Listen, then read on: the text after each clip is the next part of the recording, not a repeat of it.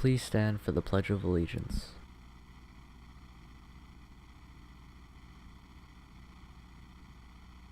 I pledge allegiance to the flag of the United States of America and to the republic for which it stands, one nation, under God, indivisible, with liberty and justice for all. What's going on, DP? We're back, and today we've got a lot to talk about. Artist of the Month, Senior Best, Safety Team, you name it. Just don't forget, this is DP News. And it starts now.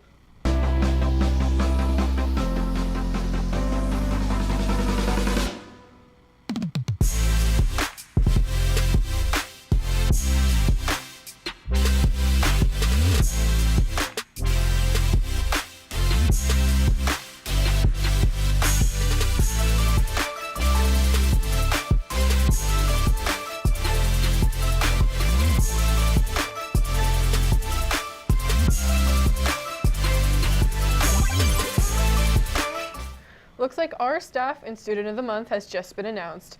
Congratulations to Miss Smur and Debbie from our beloved DP staff. Now on to Student of the Month. That's right, it's Gracie Fuentes. Congrats to all of you. Congrats, Gracie. Students, this is your last reminder about NHS and CSF. If you're eligible for NHS or CSF, make sure to turn in your dues and submit your application by today. Want to take part in leadership next year? Here's some more from our own student leaders, Maya and Saman. Hi everyone, my name is Maya. And I'm Saman, and we're Commissioners of Governmental Functions. This Monday, March 14th, we are going to be having an open forum at lunch in P2 where anyone who's interested in leadership, class office, or ASB for the upcoming 2022-23 school year can come and talk to leadership class members about their experiences and what their jobs are like in this class. Similarly, we will also be having a mandatory meeting Thursday in the EPAC on March 17th at 8 a.m. for anyone interested in class office leadership or ASB. If you are interested at all in any of the student body government positions, please come to the mandatory meeting. We hope to see you there. Seniors, you can vote now for your best singer, most athletic, most likely to be a TP teacher, and more. Seniors can vote now through Monday night at 11:59 using the QR code displayed on the screen. Boys golf dominated their non-league match against Ventura. Freshman Teddy Vigna shot an even par 71, which was the lowest score of the day by 9 strokes. As a team, the boys won 391 to 443. Boys tennis had their first league home game and did not disappoint. There was not one dropped set between the singles and doubles yesterday. The boys won 18-0.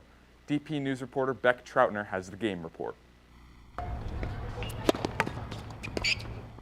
Boys tennis had their first league home match yesterday, crushing Lompoc with an 18-0 win. The boys swept Lompoc, losing 0 sets in both doubles and singles. Coach Hausinger said she's excited for their next match against Newbury Park today for a non-league match. This is Beck Troutner, DP News. Thanks, Beck. The boys improved to 6-1. Girls lacrosse knew they had a challenge facing off against Royal, and they did not disappoint. The game lasted 2 hours. A total of 51 goals were scored between the two teams.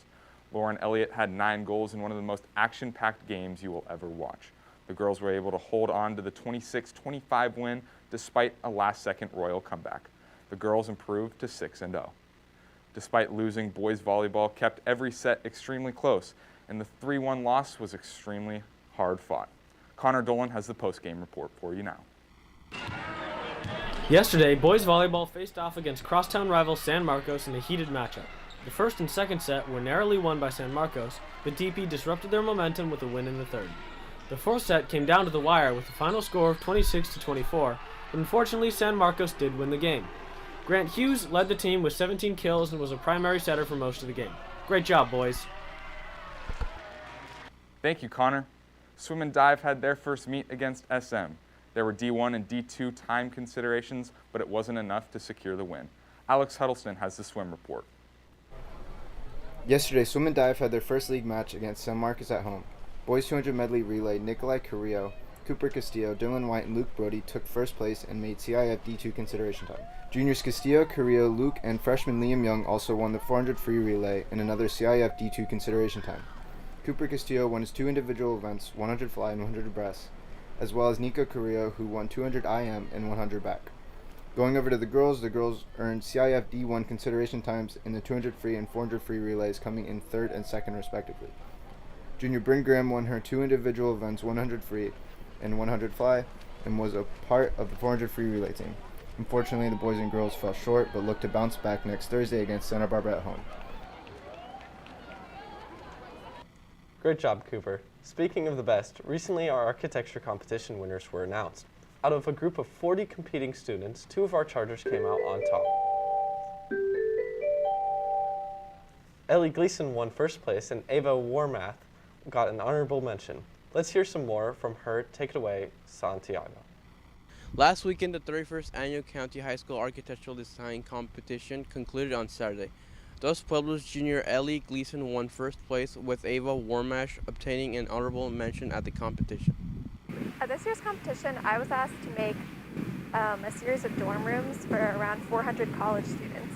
Representing DP at this competition feels really good. I encourage students that have an interest in architecture to participate next year.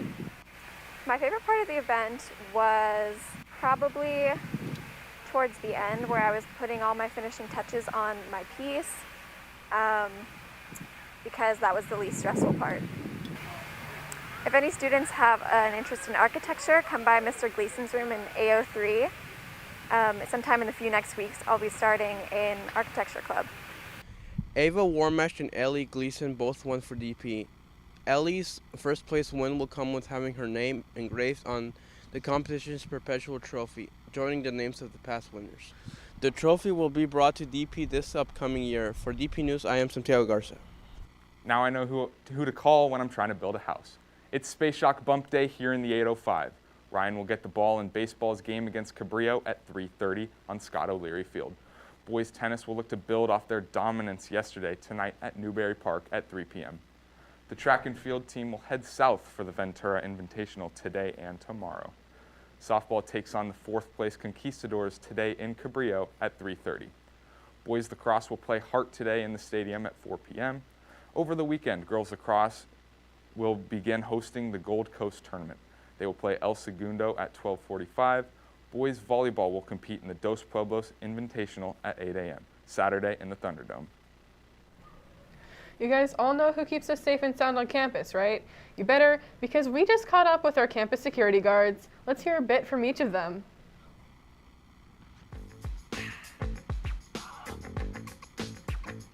Yeah.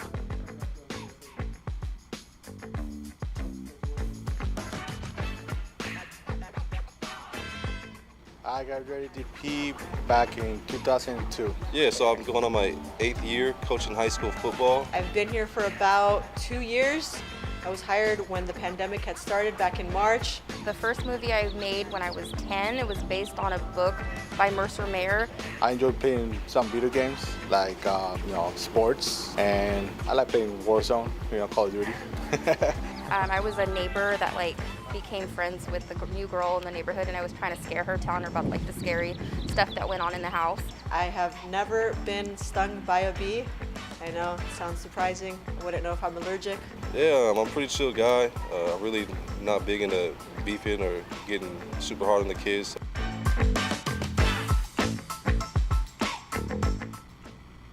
The only club meeting today is Fiber Arts Club in B12. I guess you guys have no excuse not to stop by. It's been a great show today, but we gotta call it quits. I can't keep having to remind you guys of this. This has been DP News, and it ends now. We'll see you all again in a good 2 weeks. Hey DP, it's Becca. And Rogelio, and we're here at the Arlington Theater, where we get to interview Javier Bardem and so many talented more. When creating a documentary, what do you think is most important to be able to portray it properly?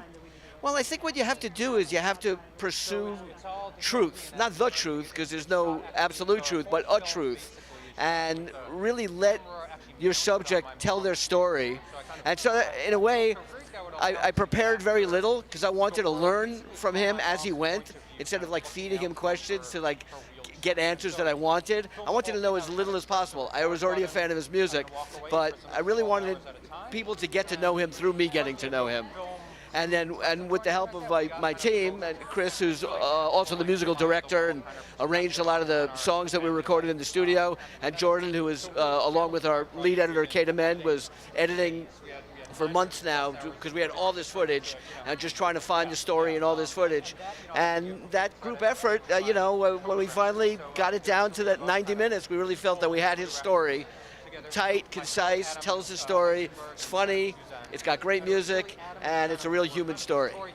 For you, while you were helping create this, what was something you found most challenging? We did a lot of field recordings of the music. It went to his concerts and covered a lot of concerts. We found that, particularly from a technical standpoint, challenging. And I think reacted to that by setting his music in a professional setting. In other words, we brought his music into the recording studio and also filmed performances there so that we could have accurate renditions of live recordings of what he is, as opposed to dealing with maybe certain sonic things that would just make stuff sound not as good as it did. So it was really to represent how accurate and incredible he is as a live musician. So I think that challenge created a great opportunity for the film, because we did some beautiful set pieces in a recording studio, one of which we decided to reset a piece of music of his in a different style with different singers. We took a song of his that's quite well known to his fans and set it as a gospel duet with a female voice and a male voice, with an artist called Lady Blackbird and an artist called Chris Pierce. So the challenges became a means to express the music, I think, in a really beautiful way. During this, was there anything you found particularly challenging? How long do you have for this interview? This film was a micro budget, so we were constantly wearing so many hats. Kenya Jade was like our associate producer, she was like our lawyer, she was like our driver. So we had a lot of challenges, but namely the pandemic, we didn't think we would finish the film. So we're grateful to just be able to show it to people and share that. So what do you think when you're watching a movie or critiquing, what do you think is one of the most important things when someone's creating a film? That it all works together. You can talk about the music, you talk about the cinematography, you talk about the production design, you talk about the performances, but everything has to work in harmony for it to be a really good film. Then you can strip away and, discuss some of those elements. But if they're not all cohesive, then it isn't a very good movie. Hello. Hi. How are you? Good. I'm good. So, what did you do in order to prepare to play such an iconic, well-known Hollywood figure? I was lucky to have footage of him. There were some TV episodes. There are 161 episodes, I think there are. There's a book written by himself called an autobiography called A Book. And there are many interviews that you can find online. So you just read all of that, watch all of that, hear all of that, and then try to make, more or less, try to understand what's the essence of that person and try to embody that. And that's the hard part, because you don't know if that's going to be ever happening. But that's why you try, at least, to inhabit the essence of the person. Well, thanks for watching, DP. This is DP News, and it ends now.